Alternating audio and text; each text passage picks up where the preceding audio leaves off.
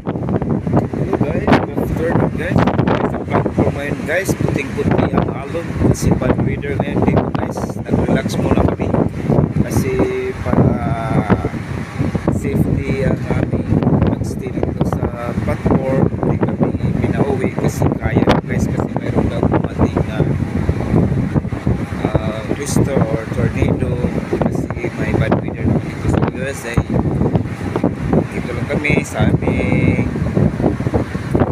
room, tingin ng videos, chat sa pamilya, natutulog. Kasi dito sa platform guys, dito sa option 12 hours yung trabaho namin. So, guys, walang day off. Kung ano ang kontrata mo, example 4 months yung kontrata mo sa trabaho, 4 months ka rin magtatrabaho, walang pahinga guys. Kaya depende din yan sa platform kung mapauwin ka. Mapauwin ka. At ito yung mga kasama ko guys. Mga celebrity guys yan.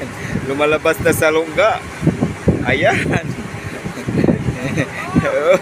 Yan oh, yan. Isang ibang lahi guys. Galing Bataan yan guys. Yan. Ibang lahi naman guys. Galing sa Batangas guys. Ibang lahi naman guys. Galing sa Batangas naman guys. At ibang lahi naman guys. Galing sa Bataan. At isang ibang lahi guys, nandun na sa likod. Yun, ganyan ang buhay. Sakit ang ulo? Kulangan pa yan. Nakulangan. Ay, mata, nagkukunan po. Yan guys, yung mga buhay namin dito sa pangbansa. Yung mga mahal namin sa buhay dyan sa Pilipinas, huwag kayong mag-alala kasi nag-alala na kayo sa inyo. Kasi malapit na yung sahod, malapit na yung remittance guys. Mga OFW sa iba-ibang mga bansa, lagi lang tayong manalangin para sa ating kapakanan, lalo na sa ating pamilya. Kasi wala tayo doon sa personal, only sa financial lang tayo nag-support.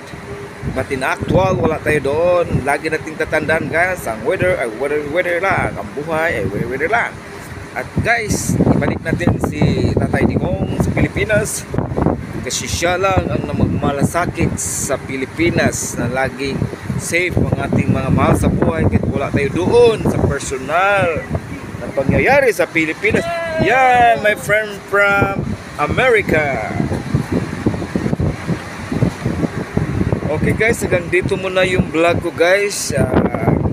Kita-kita ninyo guys ang situation ngayon dito sa dagat. Masyadong maalon.